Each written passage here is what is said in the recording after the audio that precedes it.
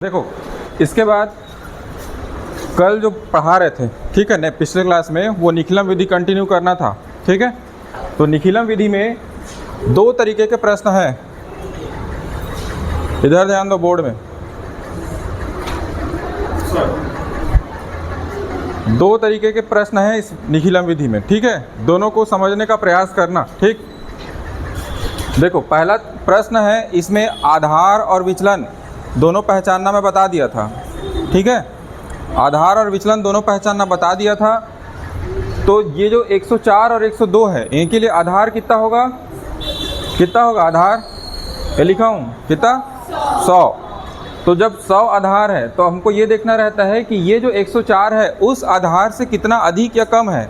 अगर अधिक होगा तो विचलन को हम धनात्मक रूप में लिखेंगे, अगर उस आधार से कम होगा तो विचलन को ऋणात्मक रूप में लिखेंगे। चूंकि 100 से ये 104 4 अधिक है, इसीलिए इसको क्या लिखे हैं, धन 04। अब मेरी एक बात ध्यान रखना, पहला जो प्रश्न था वो 2 अंक का था, ठीक है, उसमें आधार 10 लिया था, ठीक। यहाँ पर आधार कितना लिया हूँ मैं, 100। और इस 100 में जब आप देखोगे तो यहाँ पे कितने शून्य हैं, 2 शून्य है। तो इस बात का ध्यान रखना कि जब आप विचलन को लिखोगे तो यहाँ पे ये 2 अंक की संख्या में लिखोगे उसे, ठीक है। चूंकि आधार में 2 शून्य है तो आप विचलन को भी 2 अंकों में लिखोगे। यहाँ पे 4 और 2 बस मत लिखना, यहाँ पे 04 लिखना और इसको 02 करके लिखना, ठीक है। इससे फर्क क्या पड़ेगा वो अभी आपको आगे दिखेगा, ठीक है।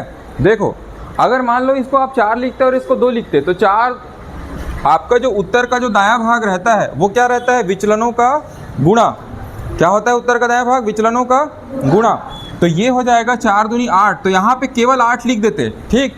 और उसके बाद आप क्या करते, उत्तर का जो बायां भाग मिलता है आपको, उसमें किसी भी एक संक्रिया आपको करना है क्रॉस में, या तो इसको इसके साथ या तो इधर वाले को इसके साथ। जो चिन्ह लगा हुआ है उसी चिन्ह के अकॉर्डिंग आपको संक्रियाएं करना है। क्योंकि यहाँ पे धन का चिन्ह लगा है तो 104 धन 2 ये कितना हो गया, 106। ये भी उतना ही आएगा, 102 में 4 जोड़ोगे तो 106। अब देखो यहाँ पे केवल 8 लिखते ना तो ये 1068 आता है, इसका आंसर कितना आता, 106 और 8 बस आता, और वो गलत हो जाता। यहाँ पे जब 08 लिखे हैं तो ध्यान रखना कि इधर का उत्तर के दायां भाग में जितना आपको अंक लिखना है वो कैसे निर्धारित करोगे, आधार में कितना शून्य है। चूंकि यहाँ पे आधार में 2 शून्य है इसीलिए इसको 2 अंकों में लिखोगे, ठीक है। अब देखो 104 के लिए विचलन, 102 के लिए विचलन यहाँ पे लिख दिया हूँ। ये तो था एक तरीके का प्रश्न। इसमें क्या किए हैं, जो उत्तर का जो दायां भाग है ये हमको धनात्मक मिला है। अगर इसी के जगह आपके पास इस प्रकार का भी प्रश्न रहेगा, जैसे प्रश्न क्रमांक 6 में प्रश्न दिया है 96 गुणा 107, ये प्रश्न रहेगा, तो उस प्रश्न में और इस प्रश्न में क्या अंतर दिखेगा देखना। पहली बात, सबसे पहले क्या निर्धारित करते हैं कि इस संख्याओं के लिए आधार क्या है। तो 96 और 107 के लिए आधार कितना होगा, 100। तो यहाँ पे लिख दिया हूँ, देखो 100। अब यहाँ देखना आधार में कितने शून्य हैं, तो विचलन को और उत्तर का दायां भाग को 2 अंक में लिखोगे, चूंकि यहाँ पे 2 शून्य है। तो देखो इसे अब 96 के लिए जब विचलन लिखेंगे तो ये 100 से कितना कम है, 4, तो इसीलिए यहाँ पे ऋण 04 लिखेंगे। क्यों 2 अंक में लिख रहे हैं, समझ आ गया, आधार में 2 शून्य है।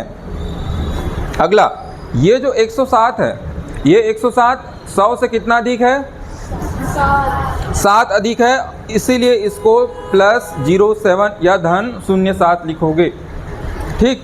अब आपके पास उत्तर के 2 भाग होते हैं, एक दायां भाग और एक बायां भाग। दायां भाग जो आपको मिलता है विचलनों के गुणा से, गुणा करो, 7 चौक 28। लेकिन ये एक धनात्मक संख्या और एक ऋणात्मक संख्या का गुणा हमेशा एक ऋणात्मक संख्या मिलता है, ठीक है। ये ऋण में है और ये धन में है, गुणा करने पर परिणामी रूप से आपको ऋणात्मक संख्या प्राप्त होगा। तो ये जो 28 के ऊपर जो बार का चिन्ह लगाया हूँ ये दर्शा रहा है कि ये 28 ऋणात्मक है। ऋण 28 ना लिखकर इसको मैं कैसे लिखा हूँ, 28 के ऊपर ये बार का चिन्ह लगा के, ठीक है। अब देखो उस प्रश्न में और इस प्रश्न में यही अंतर है, क्योंकि यहाँ पर जो भी आया है उत्तर का दायां भाग और बायां भाग को एक साथ मिला के लिखने से अंतिम उत्तर बन जाता था। अभी यहाँ पे आपको उत्तर का दायां भाग मिला है, बायां भाग कैसे मिलेगा पता है ना, 96 में या तो 7 को जोड़ दो, कितना आएगा 103, या तो फिर 107 में से 4 को घटा दो। क्यों घटा रहे हैं? क्योंकि यहाँ पे ऋण का चिन्ह है। और यहाँ पे क्यों जोड़ रहे हैं? क्योंकि इसके साथ ये बीच में कौन सा चिन्ह आ रहा है? धन का चिन्ह। 107 में से 4 को घटा देंगे तो कितना आएगा 103। ये हो जाएगा उत्तर का बायां भाग। ठीक है। अब 103 उसके बाद 2 और 8 ये अंतिम उत्तर नहीं होगा। क्यों? क्योंकि ये वाली संख्या क्या है? ऋणात्मक है। पानी है क्या उसमें? तो ये अंतिम उत्तर नहीं होगा। इसके लिए एक स्टेप आपको और आगे बढ़ाना पड़ेगा।